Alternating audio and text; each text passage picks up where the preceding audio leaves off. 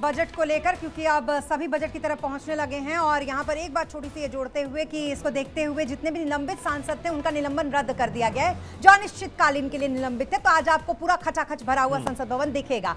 Discussion centre जहां पर हमारे दो सहयोगी लगातार बने हुए हैं, सचिन और करिश्मा, और बड़े उम्मीद के साथ वो भी हैं, डिफेंस की बात कर रहे हैं, वो नारी शक्ति की बात कर रहे हैं। अब क्या खबर है आप लोगों के पास?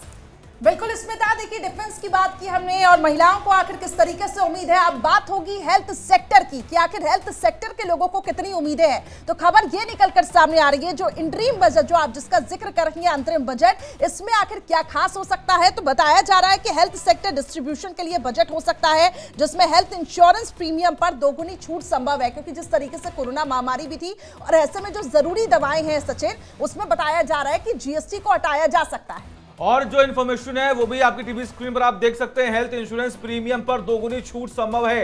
हेल्थ केयर डिस्ट्रीब्यूशन के लिए हो सकता है बजट। और सबसे बड़ी बात यहां पर यह है कि पिछली बार की अगर हम बात करें, यानी कि प्रीवियस ईयर के बजट की, तो लगभग 89,155 करोड़ रुपए जो है वो 23 और 24 का था। लेकिन इस बार उम्मीद ये लगाई जा रही है, बताई जा रही है कि पिछली बार से 16% ज्यादा इस बार का बजट जो है वो होने वाला है। यानी कि हेल्थ सेक्टर पर भी पूरा फोकस सरकार का है।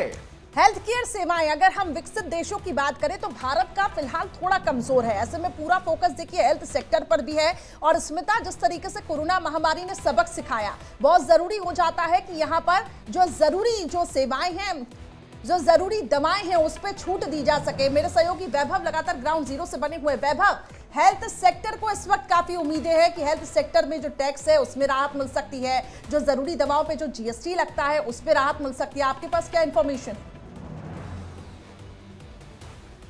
बिल्कुल करिश्मा, देखिए पिछले अगर 2 से 3 सालों को देखा जाए तो हेल्थ प्रीमियम जो है वो काफी महंगी हुई है। चाहे अलग अलग कहा जाए कि कंपनीज जिस तरीके से हेल्थ की प्रीमियम देती आ रही हैं, उन्हें कहीं ना कहीं कम करने की मांग जो है लंबे अरसे से हो रही थी। और इसीलिए देखिए सरकार ने एक कदम उठाया है कि सरकार इसमें बहुत बड़ा फैसला ले सकती है। इसके साथ आपको ये भी बता दें कि आयुष्मान भारत योजना जो कि 5 लाख तक का कवर देती है, साल 2018 में इसकी शुरुआत हुई थी, उससे भी बढ़ाकर 8 से 10 लाख के बीच में किया जा सकता है। ये जन आरोग्य की जो योजना है वो साल 2018 में प्रधानमंत्री ने लागू की थी और उसके बाद कई लाखों करोड़ों लोगों को देश भर में इससे फायदा हुआ है और इससे बढ़ाया जा सकता है। ये बड़ी खबर सामने आ रही है। और जो फाइनेंशियल एक्सपर्ट्स हैं वो कह रहे हैं कि हेल्थ प्रीमियम के साथ साथ अगर आयुष्मान भारत योजना के तहत इस कवर को बढ़ा दिया जाता है तो कहीं ना कहीं सीधा गरीबों को और जो महिलाएं हैं उन्हें कहीं ना कहीं स्वास्थ्य क्षेत्र में बड़ी राहत मिलेगी और इलाज बहुत हद तक संभव हो सकेगा।